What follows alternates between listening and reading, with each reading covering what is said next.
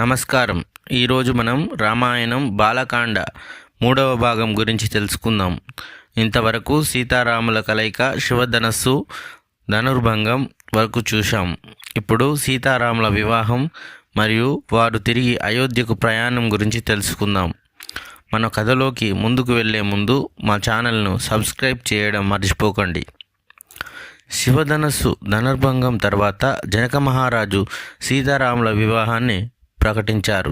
ఆయన ఒక రాజసూయ యాగంలాగా వివాహానికి అద్భుతమైన ఏర్పాట్లు చేయాలని నిర్ణయించుకున్నారు. దూతలను దశరథ మహారాజు వద్దకు పంపించి రాముడి వివాహానికి ఆహ్వానించారు. దశరథుడు ఈ శుభవార్త విని ఎంతో సంతోషపడ్డారు. ఆయన వెంటనే తన కుటుంబంతో పాటు మిథిలా నగరానికి బయలుదేరాడు. ఆనందంతో మిథిలా నగర ప్రజలు సీతారాముల వివాహాన్ని చూసేందుకు సిద్ధమయ్యారు.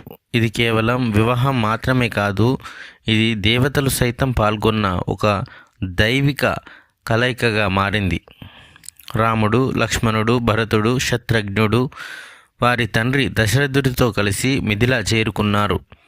జనక మహారాజు తన తమ్ముడు కుశధ్వజుని కుమార్తెల వివాహం కూడా రాముడి సోదరులతో చేయాలని నిర్ణయించుకున్నాడు. వివాహ వేడుక ఘనంగా జరిగింది.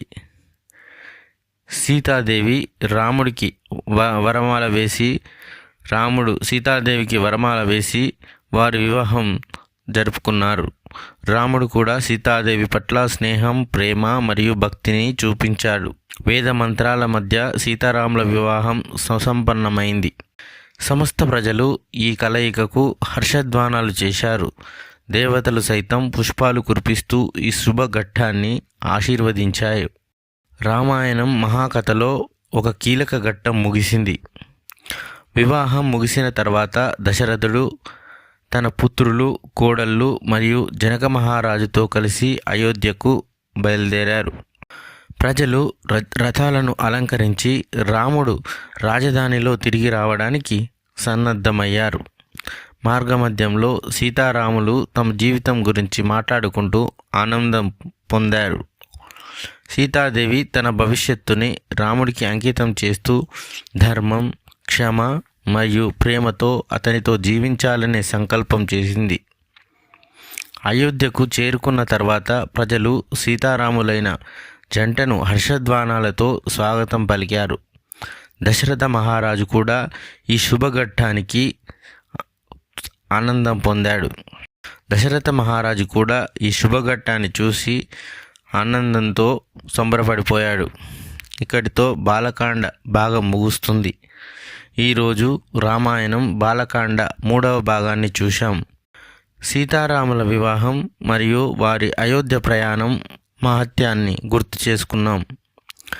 ఇది కేవలం ప్రేమ కథ కాదు, ఇది ధర్మానికి అంకితమైన జీవిత మార్గం. తర్వాతి ఎపిసోడ్లో రామాయణంలోని కొత్త అధ్యాయాలను ప్రారంభిస్తాము. మీకు ఈ వీడియో నచ్చితే లైక్ చేయండి, కామెంట్ చేయండి మరియు మా ఛానల్కు సబ్స్క్రైబ్ చేయండి. మీ అభిప్రాయాలను మాతో పంచుకోండి. మళ్ళీ కలుద్దాం. ధన్యవాదాలు. జై శ్రీరామ్.